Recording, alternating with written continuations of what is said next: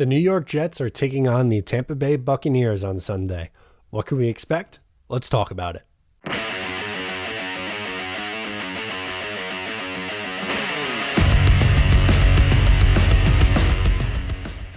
Hello and welcome back to another episode. I'll be previewing the Jets and Tampa Bay Buccaneers. Before we get started, just wanted to mention you can follow on social media wherever it is that you get your content. You can also subscribe to the Just Jets podcast. You can subscribe to the Just Jets Clips channel on YouTube. We're posting clips from the show there. And call in, leave me your questions, and I'll try to get to them on the show. These days, it can be hard to find and hire the right candidates for your small business. That's why LinkedIn Jobs made it easier to find the people you want to talk to faster and for free. Create a free job post in just minutes on LinkedIn Jobs to reach your network and beyond to the world's largest professional network of over 770 million people. LinkedIn Jobs helps you find the candidate you want to talk to faster. Did you know every week, nearly 40 million job seekers visit LinkedIn? Post your job for free at linkedin.com/MO. That is linkedin.com/MO to post your job for free.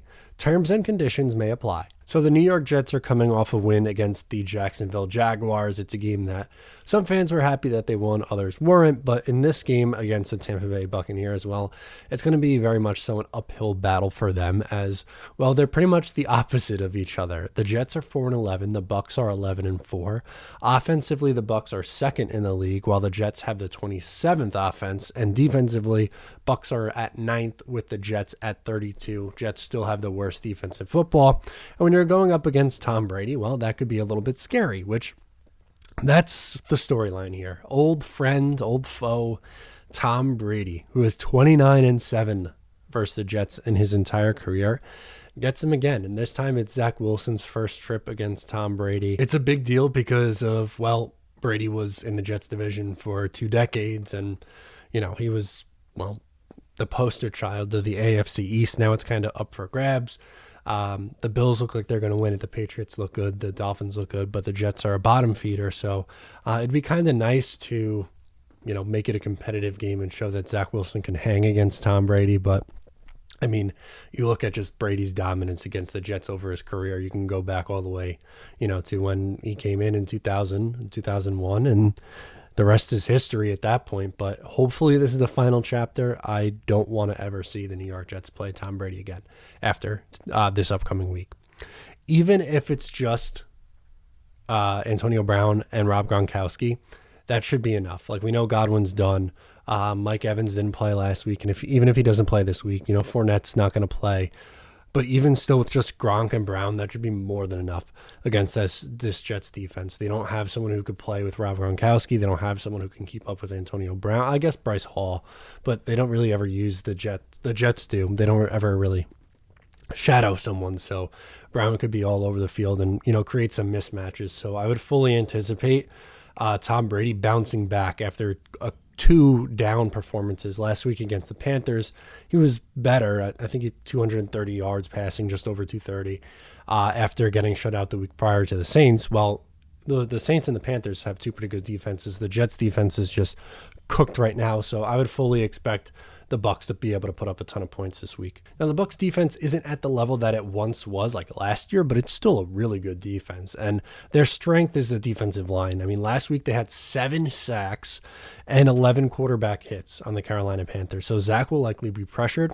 We're just going to see what version of Zach under pressure you're going to get, because he's looked much more comfortable in recent weeks. So my goal for him would to be just not turn the football over, you know, make every throw that you're supposed to make and do enough on offense. Now, the Jets are going to have to, if they were to win this game, they'd have to put up in the 30s of points. I don't know if they're going to be able to do that.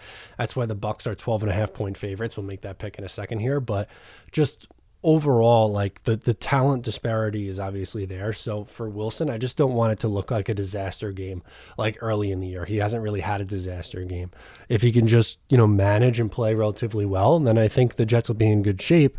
And with the amount of points Tampa's going to put up, I would imagine that Wilson's going to throw the ball a significant amount more than he has the last 2 weeks. So I have him at 35 passing attempts, 20 completions, 240 yards, 1 touchdown, no interceptions.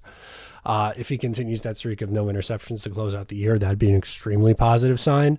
And I have the Bucs winning this game 35-17.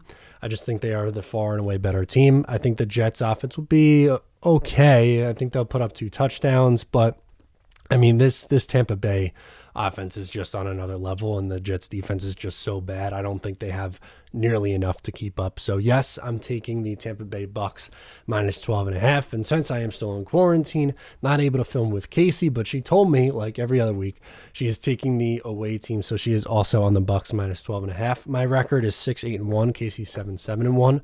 So we'll see if I'm still 1 game back with 1 to play. But we'll have to see from there. But I don't think this is going to be a pretty game, unfortunately.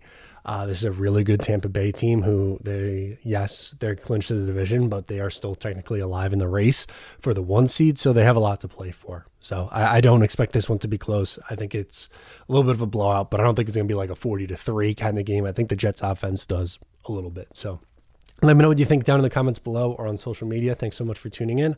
I'm Matt O'Leary, and I'll catch you next time.